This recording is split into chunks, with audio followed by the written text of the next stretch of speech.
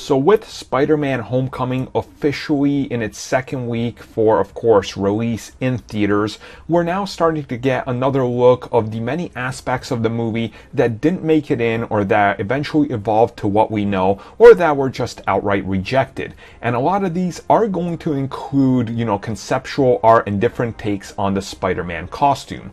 Now, of course, we've already seen a number of these, some of them involving Vulture, some of them involving some of the other villains, but today we're going to talk about another iteration of Spider-Man and his costume, which is way more based on the Superior Spider-Man run, which was of course a run by Dan Slott. Now, of course, in the comics, the Superior Spider-Man was not actually Peter Parker. It was Dr. Otto Octavius who ended up transferring his consciousness into the body of Peter Parker while Peter Parker died and kind of remained there in the back of his mind. To me, it was a phenomenal run, and I honestly loved the suit.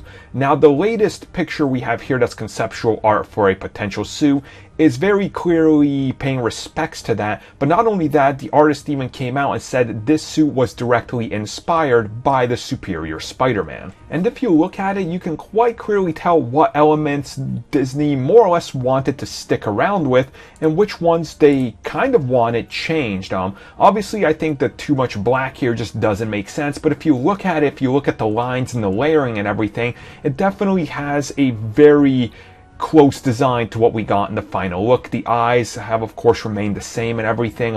Web shooters more or less look exactly the same. Now, what I really like about it is the fact that it just does look like a reskin of the suit we saw in Civil War. And many people have already brought it up how the scene in Spider-Man Homecoming where the suit switches into kill mode already does kind of the glowing red eyes, and people are like, oh, is that a reference to the Superior Spider-Man? So maybe that's a holdover from this. And honestly, I would love to see this suit at some point, and I'm gonna guess if we ever do see this, that this is gonna be some sort of stealth variant suit, not exactly a Superior Spider-Man, but it looks like it's a suit that might be able to blend in a little bit more or something like that. Maybe that's how they explain it. You guys let me know your thoughts on this suit, and would you ever like to see this in film?